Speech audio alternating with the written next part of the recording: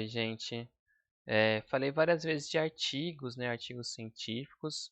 Então, a gente vai ter, né, textos, publicações, algumas produções que vão contribuir cientificamente e tecnologicamente também, né, para a sociedade.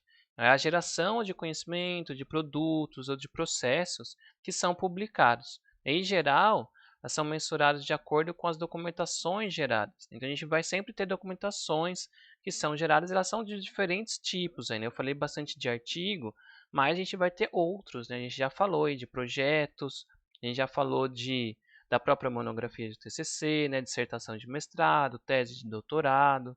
A gente vai ter diferentes aspectos nesses textos. E aqui eu vou mostrar um pouquinho dessas contribuições aí.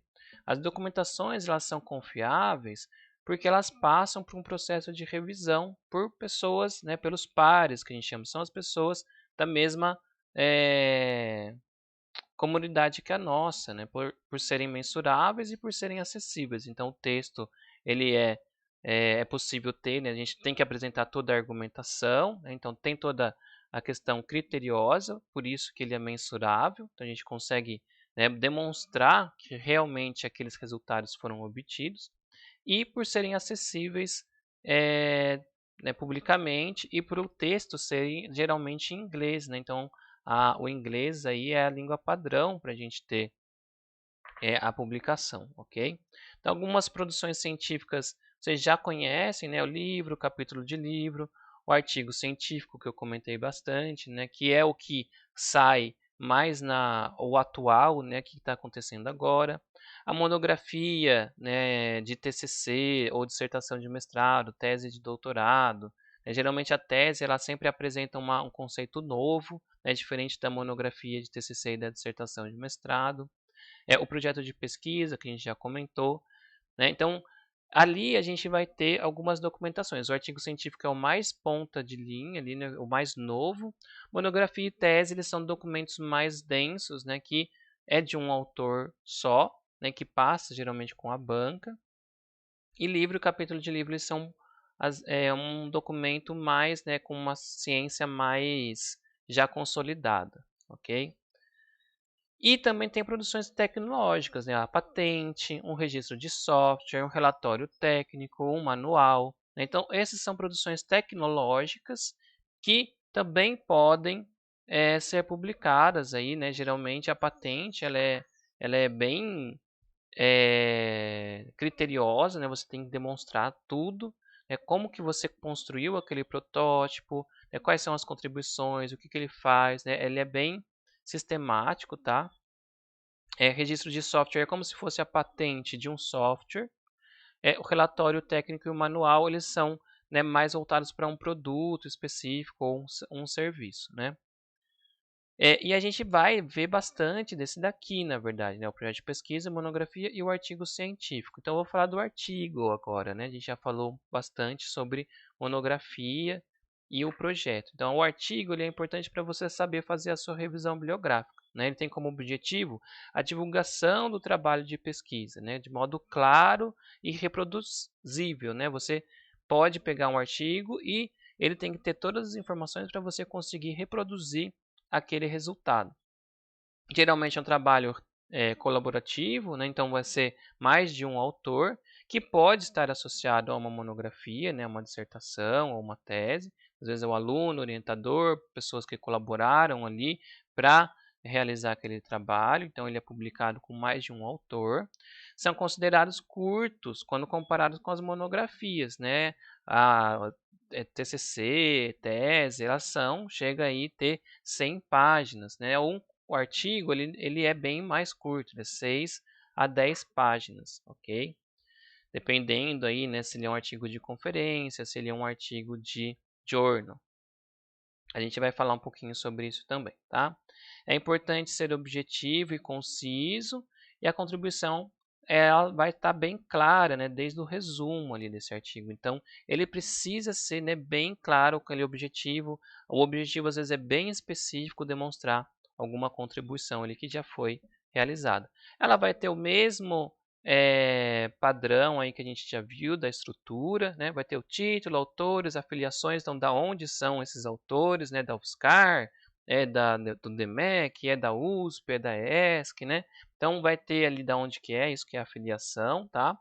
O resumo do artigo, curto sempre.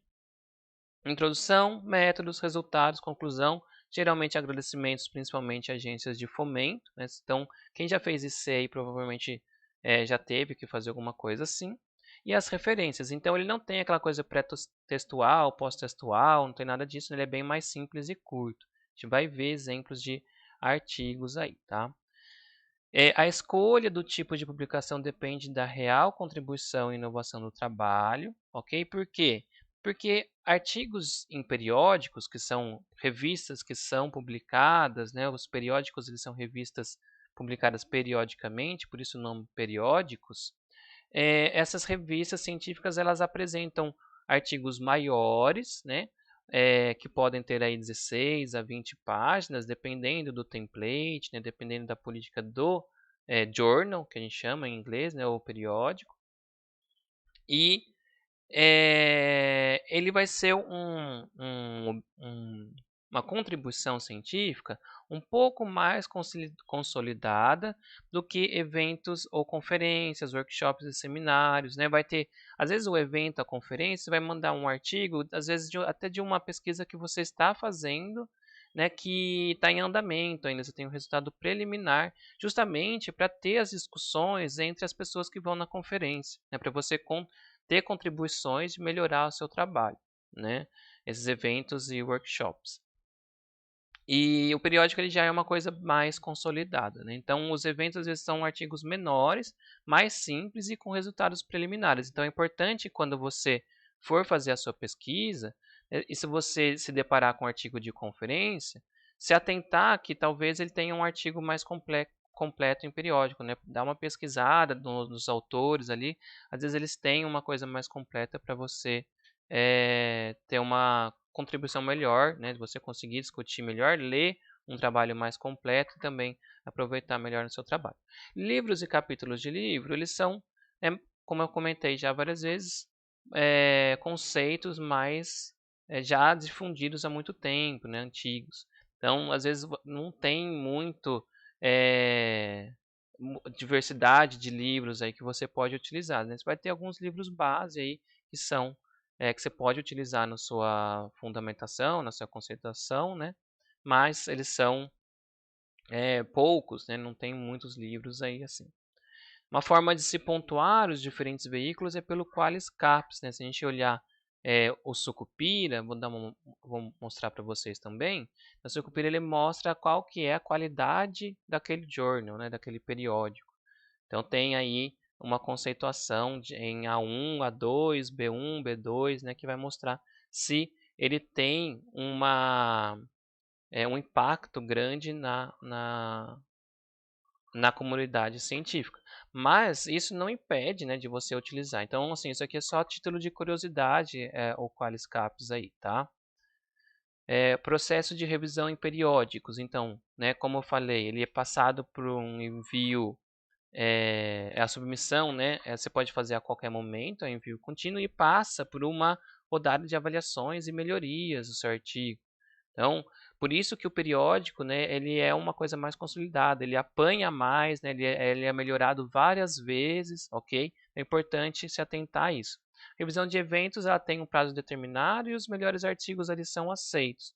É uma comparação entre os artigos submetidos. Então, nem sempre também, né, esses artigos de eventos, eles são os melhores ali, né, que tem realmente uma contribuição. Então, como eu falei, é só para fazer a discussão, ter um contato com as outras pessoas. Então, às vezes vocês não ficarem tanto em cima de artigos de conferência, tá?